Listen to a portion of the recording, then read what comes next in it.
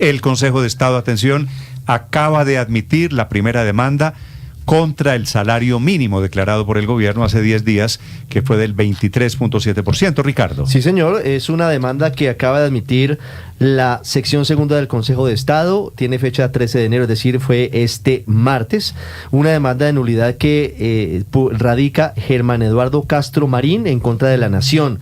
Solicita exactamente la nulidad del artículo 1 del decreto 1469 del 29 de diciembre del 2025, por el cual se fija el salario mínimo legal mensual vigente. Por ahora esto simplemente, Néstor, implica que comienza el estudio de esta demanda que busca anular el incremento salarial. El consejero de Estado ponente es Juan Camilo Morales Trujillo, que en ese mismo documento está pidiéndole a diferentes entidades del gobierno y del Estado documentos para valorar si anula o no el decreto que genera el aumento del salario mínimo. Que hayan admitido la demanda no quiere decir nada, simplemente entra a estudio. Empieza a estudiarlo el Consejo La hubiesen podido rechazar también, Así es cierto, la admitieron. A propósito, esta mañana Fenalco está presentando otra demanda de nulidad pidiendo la suspensión provisional del decreto con el que el gobierno fijó el salario mínimo, que quedó en 2 millones de pesos. Felipe García.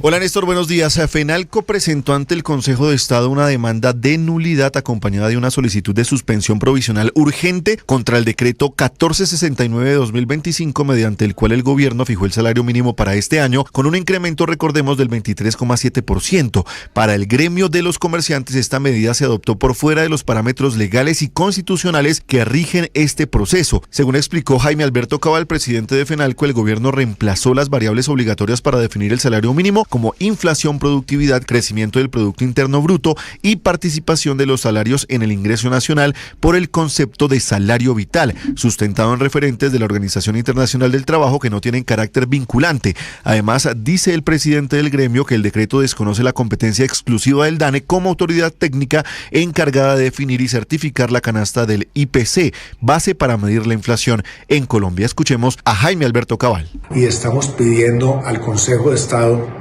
igualmente la suspensión provisional. Se perderían más de 772,000 empleos, puestos de trabajo, y se cerrarían miles de empresas, microempresas, pequeñas y medianas. En su solicitud ante el Alto Tribunal, Fenalco advirtió que la aplicación del decreto podría generar efectos irreversibles como mayores presiones inflacionarias, pérdida de empleo formal, aumento de la informalidad, afectación del aparato productivo y deterioro de las finanzas públicas.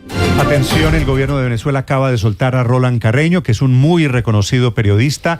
Estaba preso por razones políticas desde hace 5 años en una cárcel de esas tenebrosas manejadas por la dictadura. Este Roland Carreño había trabajado en cargos muy cercanos, muy relacionado, Ricardo, con la oposición en Venezuela. Sí, señor, fue conductor de varios programas muy exitosos en canales como Globovisión. Recuerdo Buenas Noches Venezuela, por ejemplo, Néstor, está detenido desde hace 5 años, usted lo dice muy bien, desde 2020, es decir que es el preso político seguramente de este grupo que ha sido liberado por el régimen que llevaba más tiempo detenido. Roland Carreño, luego de su paso por la televisión venezolana, había sido coordinador de prensa de varios partidos opositores, entre ellos Voluntad Popular, y por eso estaba preso. Y atención, no es el único liberado. Noticia de última hora en Colombia, 10:19, en Venezuela, 11 de la mañana, 19 minutos, desde Caracas, Santiago Martínez.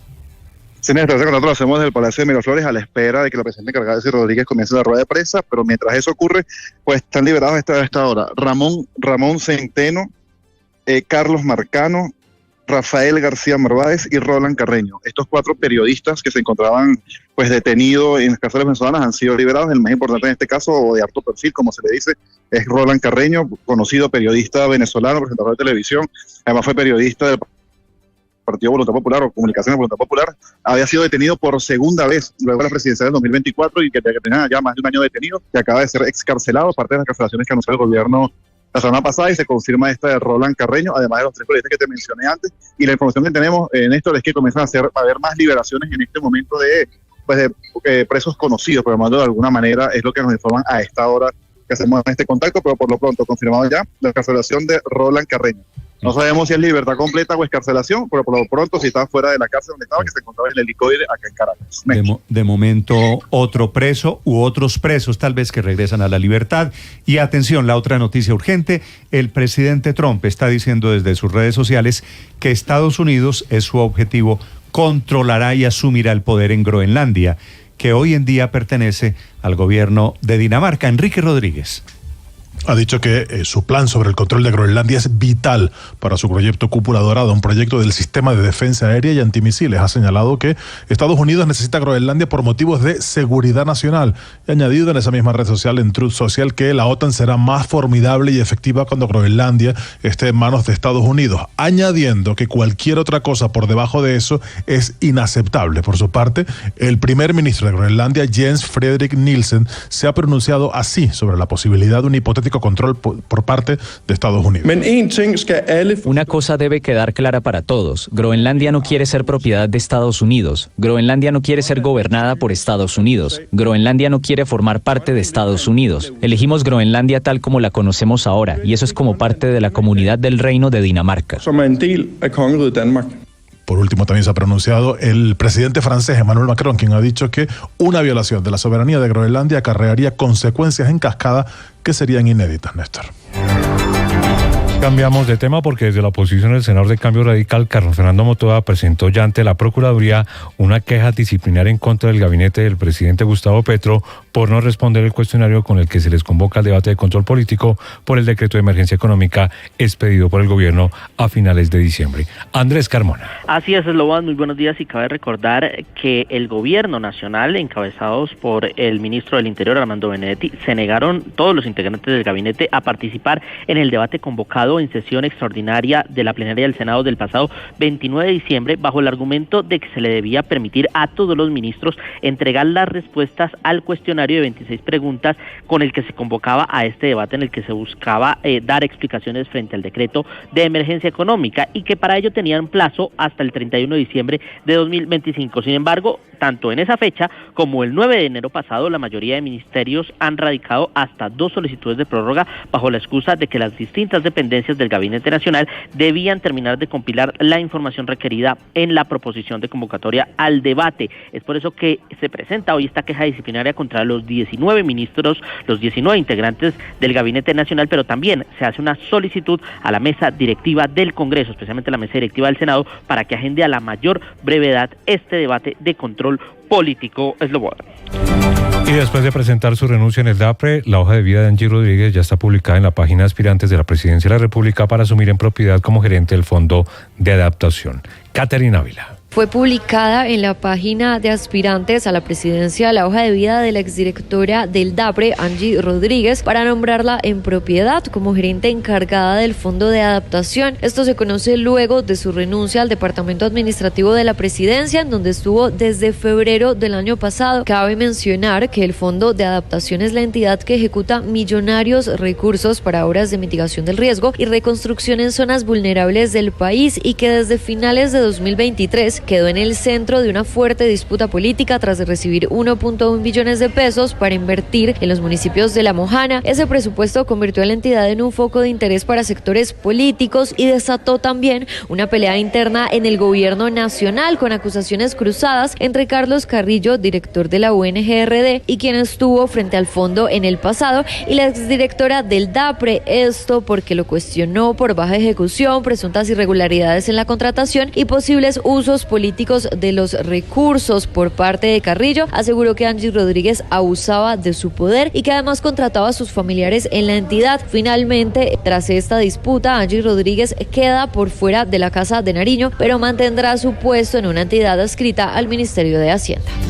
Y las víctimas del secuestro de las FARC están pidiendo sanciones más duras contra los excomandantes del antiguo secretariado ante la apelación que presentaron esos jefes de la guerrilla, en la que dicen que no van a utilizar los dispositivos electrónicos para ser monitoreados. Mateo Piñeros. Si el antiguo secretariado de las FARC apeló la sentencia de la JEP en el caso de secuestro, piden que les permitan cumplir las sanciones sin ser trasladados de sus casas. Advierten que la JEP desconoce el carácter político de las FARC y niegan el delito de esclavitud, pero el punto que más ha generado polémica es que ese Tribunal de Paz va a implementar unos dispositivos electrónicos para monitorear a los excomandantes de las FARC mientras cumplen las sanciones, y ellos se niegan a utilizar esos dispositivos, pues argumentan que ese sistema se parece más al de la justicia ordinaria que al de la justicia transicional. Este argumento ha generado polémica y rechazo en las víctimas. Uno de estos casos es el del general en retiro Luis Mendieta, quien estuvo 12 años secuestrado por las FARC y asegura: nos tuvieron encadenados, atados a árboles para comer y caminar en medio de la selva, y ahora les incomoda tener dispositivos, reyesuelos con coronas de sangre. La ahora candidata al Senado, Ingrid Betancourt, también se refirió al tema. Recordemos que ella fue secuestrada en el 2002 en el Caquetá y aseguró: mientras ellos nos mantenían encadenados por el cuello a un árbol durante años, ahora les parece muy feo llevar estos dispositivos electrónicos para ser rastreados.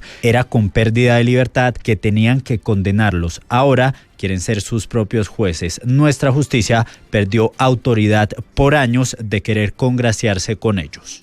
10 de la mañana, 27 minutos. Iniciamos con información en Bogotá, en la Fiscalía, porque entregó nuevas pruebas contra la banda criminal autodenominada PPP sobre su financiamiento y vínculos con personas relacionadas con el ELN, así como su participación en actos de vandalismo y terrorismo en universidades públicas en Bogotá. Kalila Peña. La explosión de buses de SITP, la destrucción de estaciones de Transmilenio, la fabricación de bombas Molotov y hechos de violencia contra funcionarios de la policía y ciudadanos de la capital estarían financiados directamente por el ELN. Nuevos detalles confirmados por la Fiscalía demuestran el modus operandi que la banda criminal autodenominada PPP, judicializada por su participación en actos de vandalismo y terrorismo, usa para refugiarse en universidades públicas de la capital. Habla la fiscal del caso. Hayan realizado esas conductas delictivas, ingresan nuevamente a las instituciones educativas para nuevamente cambiarse y así no ser detectado por las autoridades.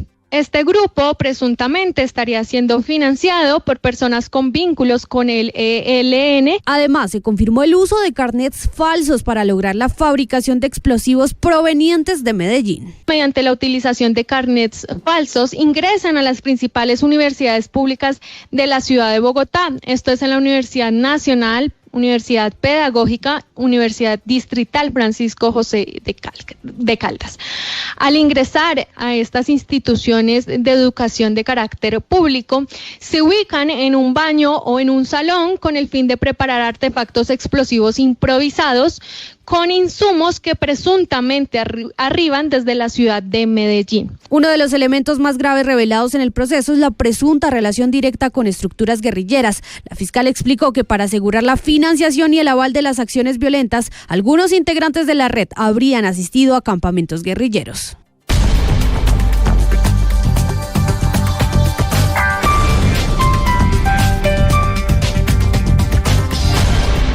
Las victorias y derrotas, la pasión y la afición en juego y los datos de lo último en deportes se lo presenta Mañanas Blue.